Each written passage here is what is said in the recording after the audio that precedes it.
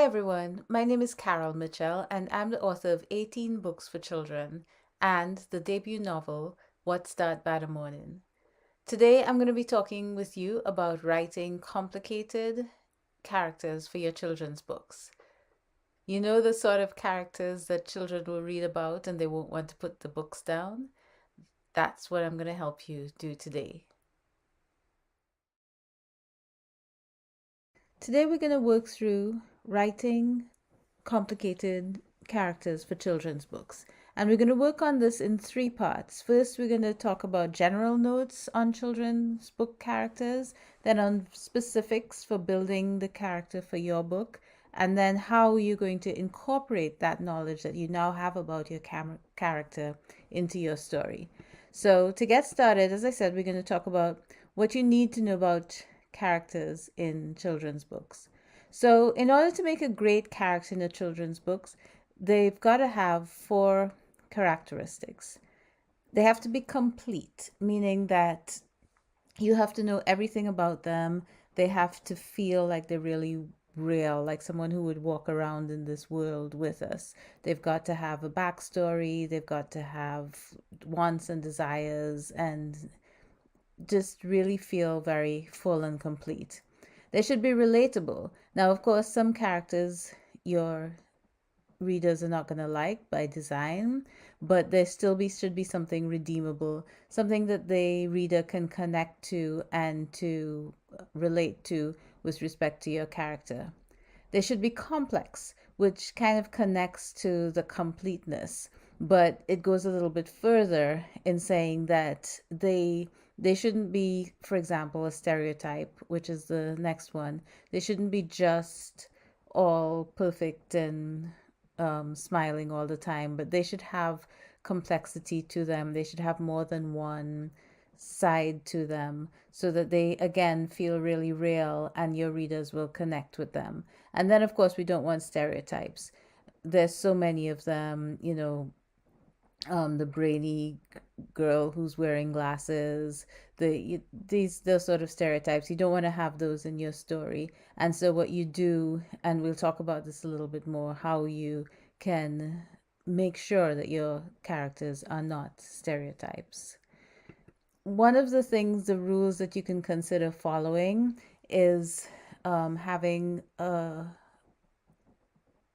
character who is either a diamond in the rough, which is an exceptional child in an ordinary situation. And one of the examples I give is of Matilda by Roald Dahl. She's, in this pretty ordinary situation going to school, just like all of her other classmates, but she is an exceptional child because she has these magical powers. On the other hand, you can have a extraordinary character in an extraordinary situation. So, one of my favorite Disney movies is Maleficent. And, she's very evil. She has a very complicated backstory that makes her, even though she's evil, she's still a very compelling and very interesting and semi-likable character in a way. She feels redeemable, and so she's a very extraordinary character in a very extraordinary situation. So those are two of the ways that you can kind of build characters coupled with the story, with your plot, and make them very interesting and compelling. So how do we build these interesting characters? You have to really understand your character well. One of the things that people ask sometimes is, where do characters come from? And so authors make characters real by sometimes by drawing from real life, by observing others and the way they respond, the way they act, ask questions about of the you don't have to ask the question of the person, but ask questions of yourself, like, why did that person do that, why did they act that way? And by gathering that sort of information can be really helpful in building your own characters. Of course, if you're writing for children, it's good to do that around kids and to sort of learn their ways. One of the things with children is that they tend to be very self-absorbed, and that's something that you can capture in your children's characters. But by observing them, you can really learn more about them and their how what really makes them tick and what really makes them the person that they are.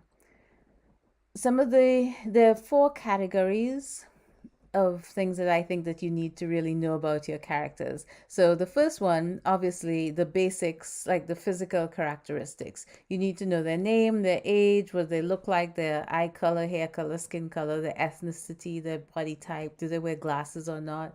Do they have some little quirk where they bite their nails, or just things that people see about your character. So you need to understand that, of course, and have a picture of that in your mind of what they look like. Even if you don't express all of that in your writing, you as a reader should have, as a writer, I'm sorry, should have a pretty good understanding of what the characters look like. Then we go on to some personality traits. So, what are they like as a person? What are their weaknesses, their flaws? What are their strengths? Are they really smart? Are they average? Um, Average level of intellect? What do they like to do? Do they like to be around people? Are they introverted, extroverted? What makes them happy? What can trigger them to just become angry? And one of the ways that I like to look at this is it's the last bullet point here, which is how would their friends describe them if you ask them, what is John like? What are they likely to say? What would they have noticed about your character? And that's sometimes one way to look at it in terms of describing and figuring out who the character really is. Then you need to know their backstory. And again, some of this may not end up in your book, but understanding this about the character will make them feel more real to you. And the more real your character feels to you, then of course, the more real they're going to feel to your readers. And it'll come through in your writing that that you know and understand this character so well.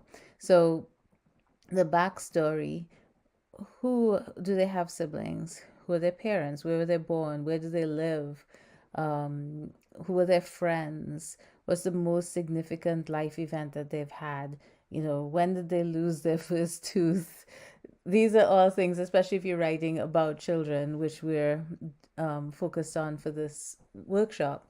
These are things that you kind of need to know about your characters so that you can have a full, complete picture of them, and you can add in little nuances will come up in the story because you know them so well, and everything will feel very authentic again because you know them so well. The fourth thing, which is one of the major things that you really do need to understand about your characters, is what do they want? What do they really want? What frightens them? What's driving them? What's their most important goal, their wildest dream, their biggest fears? And then what's stopping them from achieving these dreams? Or what do they want to do in order to get over these fears? What are they hiding? What are they not telling the rest of the world? So when we were talking about the personality traits, we were thinking of how would their friends describe them? But some of these things that we're talking about now in terms of who they want to be, you're thinking about things that are in their internal monologue, what's really going on in the depths of their minds. And maybe they don't even know some of this themselves, but you as a writer really needs to understand that, because that will help to drive your plot as well. What is it that they really want? What's most important to them? What's the thing that they just really want to achieve? And if you work that into the plot, it just becomes more natural, and the plot and the characters work together much more closely if you really understand this aspect of your characters. And then finally, I'm not done.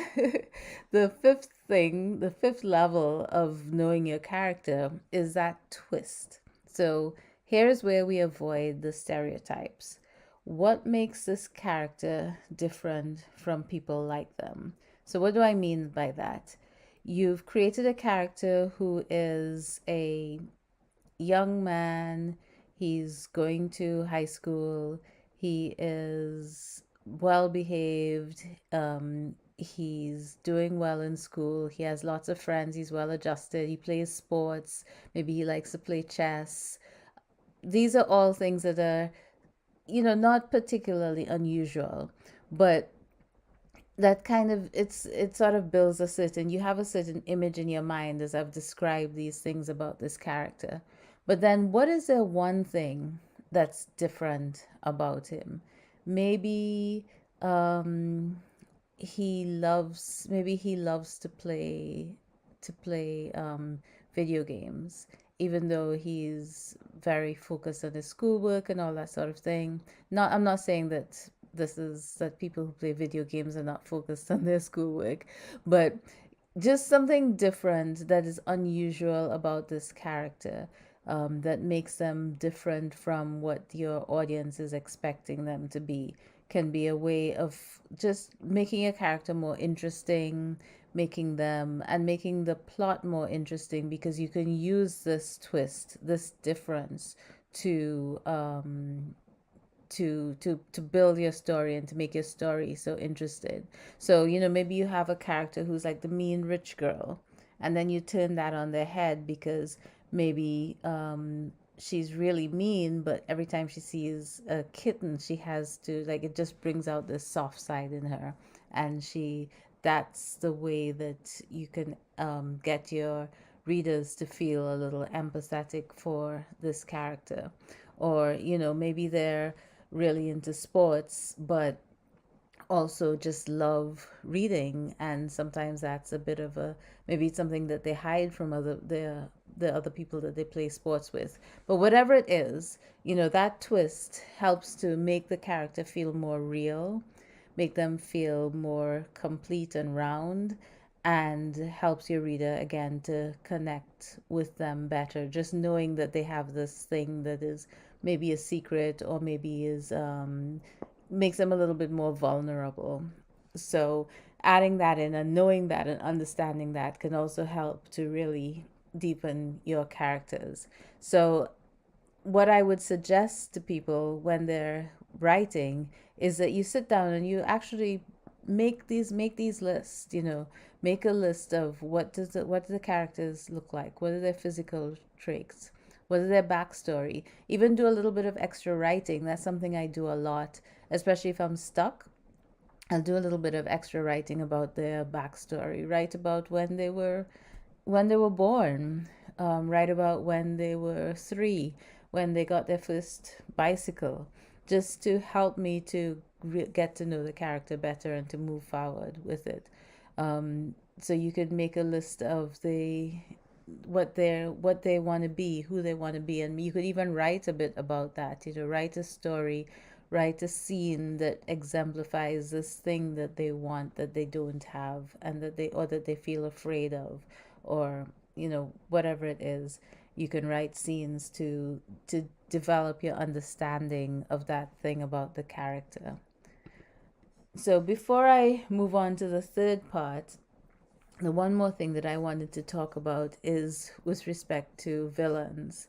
So I talked a little bit about how this character Maleficent from Disney, who is very objectively did some very evil things in the movie. However, by the end of the movie, I at least felt quite an affinity for her. I felt that she was a sympathetic character. So, how do you go about doing that? Because you can have a villain that's just blatantly evil and there's no redemption for them, but that doesn't really draw your reader in, and it doesn't really help your reader connect. And having a villain that's complicated also makes things complicated for your main character, because the main character then has an opportunity to be forgiving, or to be understanding, or to show another side of them. So having a how do you write villains who are complicated? First of all, as I said, it shows on the screen, you have to know them as well as you know your hero. So all of those things that we went through with respect to the physical traits, the backstory, what do they fear, what are their biggest concerns, the twist, all of those things you need to really know about your villains just as much as you do about your heroes. You gotta know what's motivating them to be evil. I mean, sometimes, of course, there are always psychopaths, but probably not too many psychopaths in children's books. So there's something that's motivating this villain to be evil. Um, it could be a desire for power. It's often revenge. They feel that they've been wronged, and so they want to wrong other people. Sometimes they're just bored. That's very real in real life. Sometimes people act out because they feel at odds. They feel ostracized from the rest of the a group. And so if you understand why they're motivated to act out, then you can write better about it. Their backstory is really important as well, because that's usually part of why how they've come to this place where they're acting in a very negative way. They're acting in a hurtful way. And so if we understand their backstory, and I mean, maybe they even have a backstory that doesn't normally need somebody to be hurtful, and then that would be another indication of who they are and what they're like. But you have to really understand where they came from. Most villains have a backstory. Something happened when they were a child that made them angry at the world. And so it doesn't have to be that, as I said, but if you understand what's with that background, it helps your reader to connect to them. And they often are like a foil for the hero, so they often mirror them in terms of their experiences, and often in terms of their desires. Sometimes they have the same desires and the same fears, but they're just responding to them differently, and that gives you an opportunity to sort of explore the way that different people respond to things, to indicate sometimes that's the way that the world works, and to have that come out in your plot and really be an interesting thing for your readers to think about afterwards. And then finally, you want them to be human. So you want to show their vulnerabilities as well. You want to show that they're not just all purely evil. That's not a very interesting villain. More interesting villains, they have a soft side. They have something that um, makes them cry, something that affects them very deeply, and that those sort of things help the readers to feel a connection with them. They don't have to like them, obviously, but it's so much more impactful if your readers can feel something for the villains. So, in a nutshell, you got to know your characters really well. They have to become your best friends. You should be able to anticipate what they would have for breakfast, what they would do in every situation. And you need to do that for both your main character, hero, and if there's a main character villain, then you need to know that for them as well. The secondary characters can be you can have a little bit more leeway with them depending on what their role is in the story. Often secondary characters can be a little bit of a stereotype. You can have somebody who's bringing humor into the story. You can have a character who is illustrating, who's there primarily to make the main character look to help you to see something about the main character. So they bring out some sort of empathy or some sort of some action in the main character. So the secondary characters, depending on what their role is, maybe you don't know them quite as well, but you don't really have to. But you do need to understand, though, what their role is in the story and what you need to understand about them in order to write about them well.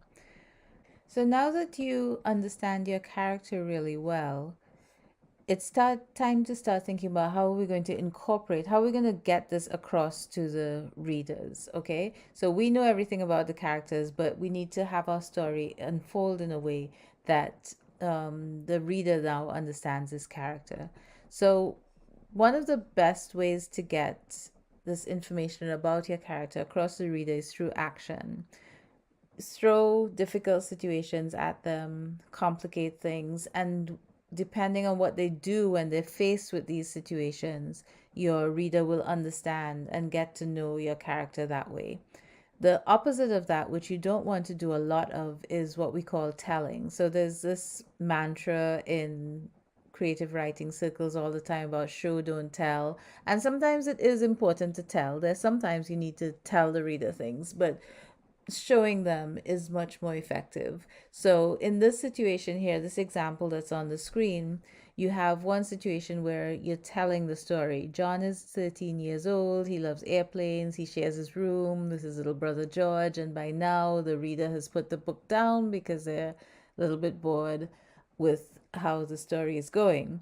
If instead you show what happens through their action, their speech, their thought, so another way to approach it would be after school, John entered his bedroom, his backpack heavy on his shoulders. So, just from the fact that his backpack is heavy, suggests to the reader that maybe he's not in elementary school, maybe he's a little bit older.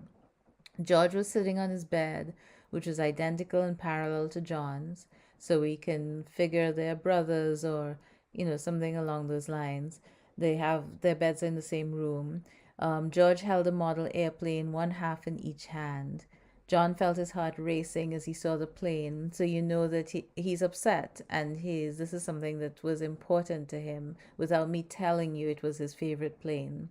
He clenches his fists, and then when George says he's sorry and he's in tears, John just releases the anger. So that tells us a lot about John. It tells us a lot about the relationship he has with George and how he feels about him and how, he just can't stand to see him in tears. And even though it's his favorite plane, he's going to forgive him. So just by in that little vignette there, we've learned a lot about this character. And so showing your character in action is one of the great ways to get the reader to understand who they are. So don't spend time telling the reader what your characters are like. That's not how we do it anymore. That's an older way of approaching the character development. You're going to use your story to have the reader understand who this character is. Of course, through dialogue, how do the characters express themselves? What do they say? What kind of words do they use? Are they really funny and witty, or are they more careful? Do they choose their words really carefully? Do they use a lot of slang? So all of these things can help your reader to understand and to get to know and to be to feel very connected to your characters. Then finally, exposition, which is kind of telling, which is what I was talking about, where you can tell the reader um, how tall your character is, or tell them what color their eyes are, or tell them that how many siblings they have. So sometimes you need to do that if it's a detail that's important to the plot and there isn't really another good way to have it come out. And there's almost always a good way to have it come out. If you want to say that your character is tall, you can maybe have them reach for something on the top shelf that nobody else could reach. I mean, it's usually fairly there's a way that you can figure it out, but if not, you can use exposition to provide readers with details that are important and they need to know in order to get to understand your characters. So, just to recap, when you're trying to write really complicated and characters that your readers will be interested in long after the book has ended, there are a couple of things that you can think about. First of all, categories for your characters. Are you having an exceptional character in an ordinary situation, or an exceptional character in an extraordinary situation? You can always have also have an ordinary character in an extraordinary situation. So those are three sort of things you need to understand, like where your character falls into in those three categories. Then you have to understand everything about this character.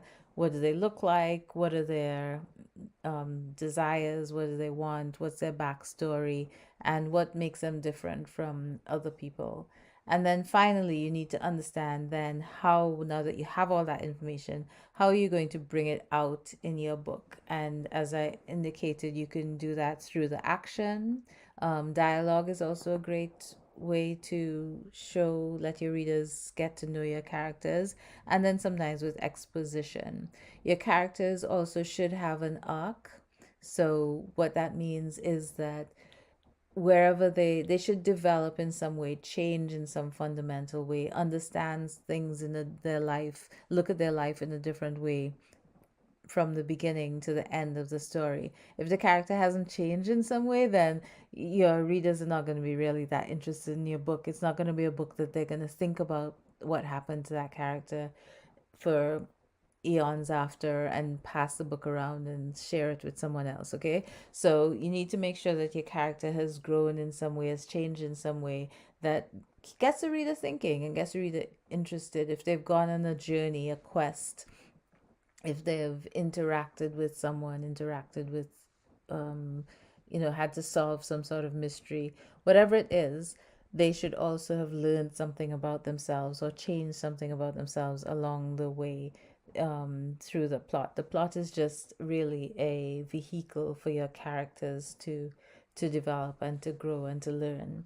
So I hope this has really been helpful to you, as you're working on your own complicated characters for children's books.